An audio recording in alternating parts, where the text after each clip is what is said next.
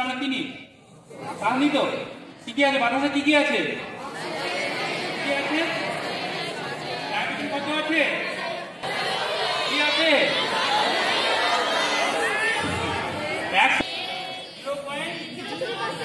ঠিক লিখেছি তো না ভুল লিখেছি আগের মতো? ঠিক আছে তো? এটা আমরা শ্বাস গ্রহণের সময় এই জিনিসগুলো আমরা গ্রহণ করি, তাই ইনহেল করি। এই যে নাইট্রোজেনটা তার কি আছে, এর মধ্যে অক্সিজেন নেই, ফ্রেশ এয়ার। এই বিশুদ্ধ বাতাসটার মধ্যে ভরা আছে। বিশুদ্ধ বাতাসটা এর মধ্যে দেখা যাচ্ছে, এরিয়া হচ্ছে 6.8, এই সিলিন্ডারের মধ্যে এমনি এরিয়াটা হচ্ছে 6.8 লিটার। এর মধ্যে 6.8 লিটার জল থাকবে, কিন্তু বাতাস থাকবে 2250 লিটার। যেটা রয়েছে এটা আমরা ব্যবহার করি, আমরা বিভিন্ন টেস্ট করতে হয়, ঠিক আছে, বিভিন্ন ধরনের টেস্ট আছে, সেই টেস্টগুলো আমাদের করে নিতে হয়। বলছি এটা আরো মনে প্রশ্ন এলো না যে স্যার একটা দেখাচ্ছেন এত প্রয়োজন, ঠিকঠাক আছে কিনা। তার সঙ্গে টেস্ট করতে আমার পিএনপি টেস্ট, মানে আমি যখন সেই জায়গায় ঢুকবো, ঢুকে আমি ঠিকঠাক আমি পাবো কিনা। যদি ঠিকঠাক ভাবে না ইউজ হয় তাহলে কি হবে, আমি তো শেষ হয়ে যাবো। ঠিক আছে, এবার আমাকে দেখে নিতে হবে। যখন এই জন্য এই যে সিস্টেমটা করা আছে, 40 মিনিট পরে যখন আমি হয়ে যাবে, 5 মিনিটের মধ্যে যখন 40 মিনিট আমার হওয়ার দিয়ে হয়ে যাবে, তখন একটা আমাকে ওয়ার্নিং হুইসেল বাজবে। ওয়ার্নিং হুইসেল দেবে যে আপনি তাড়াতাড়ি যেই থাকুন না কেন, তাকে সঙ্গে দেবে এখান থেকে আপনি এই দুর্ঘটনাস্থল থেকে তাড়াতাড়ি বেরিয়ে যাবে, কারণ এর মধ্যে আমরা হাওয়া শেষ হয়ে যাবে। ঠিক আছে, তার জন্য আমাদের এই সিস্টেমটা করা আছে। এর মধ্যে এই যে কাজটা হচ্ছে, এই যে হেলমেটের যে কাজ থাকে না, সেরকম একটা কাজ আছে, আমরা সবকিছু দেখতে পারবো। আর এই যে ডিমান্ড রেগুলেটর, এটা আমরা এই যে দেখিয়ে দিচ্ছি একটু হালকা করে, জাস্ট আট। হ্যাঁ, প্রথমত এই যে পড়লো এটা বলছিল না, এই যে তিনটে রয়েছে, এই যে মাথা কি বলছে, এই যে মাথা রয়েছে তো, মাথার উপরে এটা কি বলে, স্কাল তো, তাই যে আমাদের স্কাল বলি, এটা মাথার মধ্যে মানে ঢোকাতে হয়। ঢুকিয়ে দেখো, ঢোকানো হলো, মাথার মধ্যে ঢোকালো, ঠিক আছে।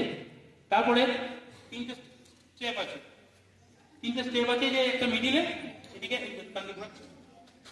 একটা নিচে লোয়ার স্টেপ, মানে নেক্সটটা মিডিল স্টেপ, একটা আপার স্টেপ।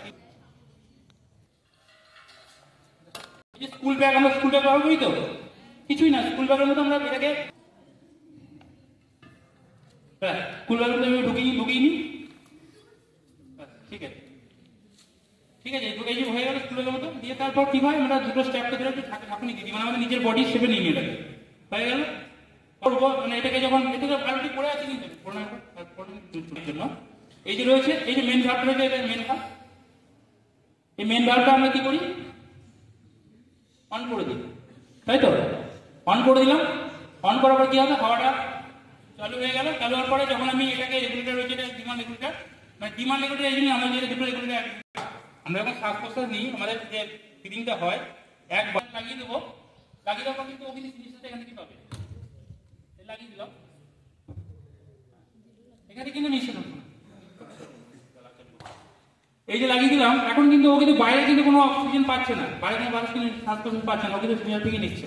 ঠিক আছে, এই যে এইভাবে কিন্তু আমরা যে কোনো দুর্ঘটনাস্থলে যখন ইয়ে হবে, আমরা কিন্তু এই সিলিন্ডারটা পরিধান করে আমরা কিন্তু তাকে রেস্কিউ করে নিয়ে আসতে পারি। হ্যাঁ, আমাদের কোনো সমস্যা হবে না তার ক্ষেত্রে। এবার যে এখানে একটা কাঁটা আছে, দেখেছো? প্রেসারটা কত আছে দেখে নেবো। প্রথমেই টেস্ট, এইটা আগে করার আগে আমাদেরকে দেখে নিতে হয়, তিনটে টেস্ট করতে হয়, আর পিএমসি টেস্ট। ঠিক আছে, এই টেস্টগুলো এবার আমি দেখাবো যে লো প্রেসার টেস্ট, যে ওয়ার্নিং হুইসেল যেটা বললাম, যখন বাজবে তখন আমাকে কিন্তু ওখান থেকে বেরিয়ে আসতে হবে, সেটা আমি করে এবার দেখাবো। ঠিক আছে, হালকা বাজলো তো, এই পুরো